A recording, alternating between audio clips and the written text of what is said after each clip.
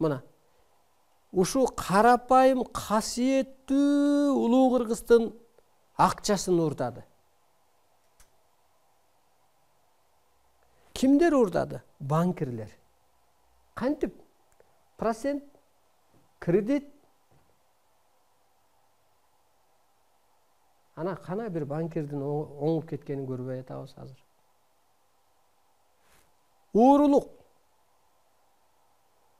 Кытай кара курсак үчүн жашайт өзү.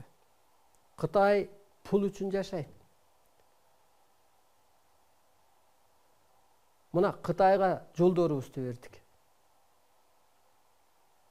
Андан көрө ошо оруска берсек, 10 жыл салсын, арак ичип алып жатып салса дагы ал от души жасайт. Жөн эле кыргызды тонотуп ийдик.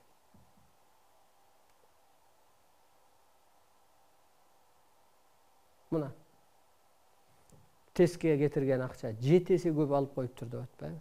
Көзүн жууп алдыбы? Муну ким уурдады? Кайра эле ошо кыргыздын башчылары, депутаттар.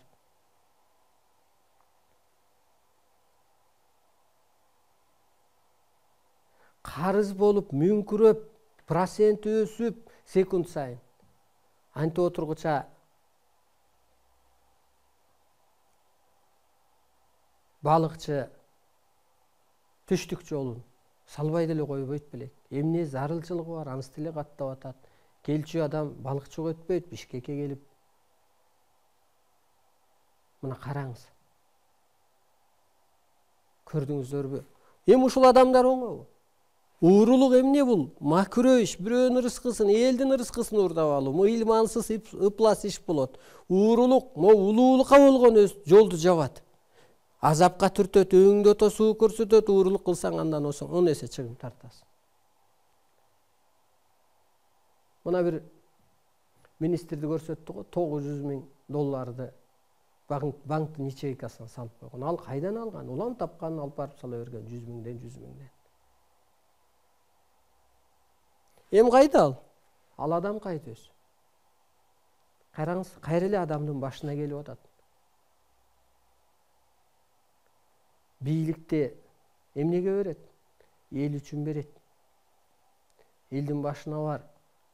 Улуулукка өт деп, элдикин же деп берген жок.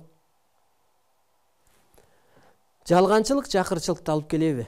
Адамдын жан дүйнөсү жарды болсо жалган айтат. Ар тараптан кырсыгат, жалганчылык акыл иштетүү. Жалганчылык жакырчылыкты алып келет. Бирөө жалган айтса кийин күмөнсүп каласың да, бир жалганын сөзүнөнбү, ишиненби баамдап калсаң. Анысы кандай мына азыр кумтөр балекет деп цифраны айтып атат. Цифрасы ананраак, эң башкысы уурдап атат деген бизде түшүнүк бар. Жеп атат, бир тарабынан баары бир табат экен булар деп. Анысы кандай мына кайра эле ушул жалганчылыктан ошол ой келип чыгып атат. Мунан жаман сөздү озанба. Улуу кыргыз жаман сөздү озанбайт, жакшы айтып, атты угузуп узатып коет, антпесе кутуп ачат. Улуу кыргыз адам келсе, жаман адам келсе жакшы сөз айтып уютуп алат. Жаман сөздүн аягын жоюп салат. Жаман адам деген жок, жан дүйнөсү жарды адам деп берилет. Чын эле ошол жаман адам жок.